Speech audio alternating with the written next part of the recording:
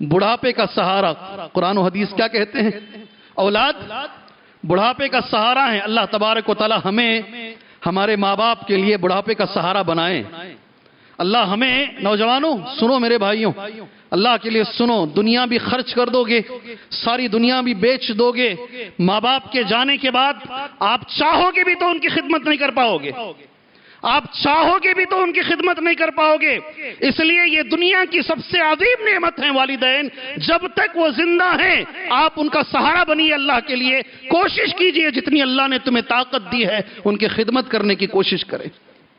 میں اس لیے اتنی اہمیت سے یہ لفظ کہہ رہا ہوں، ہمارے ہی شہر بنگلور کے اندر جہاں ایئرپورٹ آج موجود ہے دیونہلّی، وہاں پر ایک ادارہ چلتا ہے، اللہ اس کے چلانے والوں کو اس کا اجر عطا فرمائے۔ 200 ماں باپ مرتے ہیں، 200 ماں باپ مرتے ہیں، بچے انہیں دیکھنے کے لیے بھی نہیں آتے۔ یہ ہمارے مسلمانوں کی حالت ہے۔ اس میں کیا اہل حدیث، کیا حنفی، کیا مسلکوں کا اختلاف ہے، ساری حدیثیں اس مسئلے میں بیکار ہے۔ ماں باپ کو بچوں نے چھوڑ دیا ہے۔ وہ کہتے ہیں 200 کو ہم نے دفنایا ہے، 200 ماں باپ کو ہم نے دفنایا ہے، بچے دیکھنے تک نہیں آتے ہیں۔ یہ ماں باپ اگر بچے اچھے ہوں تو یہی بچے انشاءاللہ ماں باپ کے لیے کیا بنیں گے؟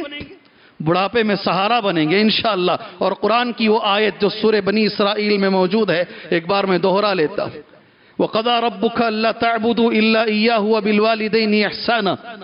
اللہ نے فیصلہ کیا ہے عبادت صرف اللہ کی ہوگی اور ماں باپ کے ساتھ احسان حسن سلوک کیا جائے، یہ اللہ کا فیصلہ ہے۔ وَقَضَى رَبُّكَ أَلَّا تَعْبُدُوا إِلَّا إِيَّاهُ وَبِالْوَالِدَيْنِ إِحْسَانًا إِمَّا يَبْلُغَنَّ عِندَكَ الْكِبَرَ أَحَدُهُمَا۔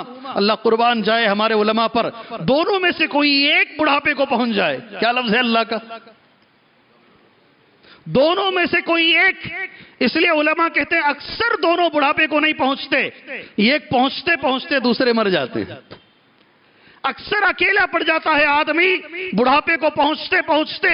اس لیے قرآن نے پہلے یہ ذکر کیا دونوں میں سے کوئی ایک بڑھاپے کو پہنچ جائے یا دونوں بڑھاپے کو پہنچ جائے، اما یبلغن عندک الکبر احدہما او کلاہما۔ اس کے بعد کرنا کیا ہے میرے بھائیوں، میرے ٹین ایجرز، میرے ساتھیوں، آپ سے میری گزارش ہے، فلا تقل لہما اف، زندگی میں انہیں اف نہ کہو۔ ابن عباس رضی اللہ عنہما کا قول ہے، اگر اس سے چھوٹا لفظ عربی میں ہوتا تو اللہ وہ لفظ استعمال فرماتا۔ کسی کو ڈانٹنے کے لیے، کسی پر غصہ کرنے کے لیے اس سے چھوٹا لفظ نہیں ہے۔ اگر اس سے چھوٹا لفظ ہوتا تو اللہ وہ استعمال فرماتا۔ ماں باپ کے لیے اف بھی نہ کہیں، کہہ دیتے ہیں ہم لوگ، کہہ دیتے ہیں، مگر ان کا دل بہت بڑا ہے، وہ ہمیں معاف کر دیتے ہیں۔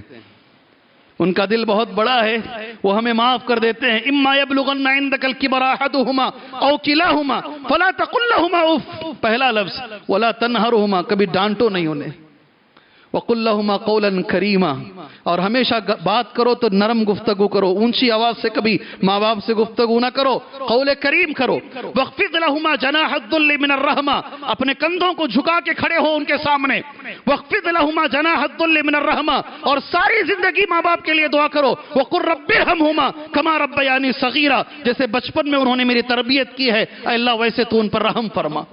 یہ دوسرا فائدہ ہے، اچھی اولاد رہی تو بڑھاپے کا سہارا بنے گی۔ اللہ ہم بھائیوں کو سہارا بنائے، اللہ سے دعا ہے۔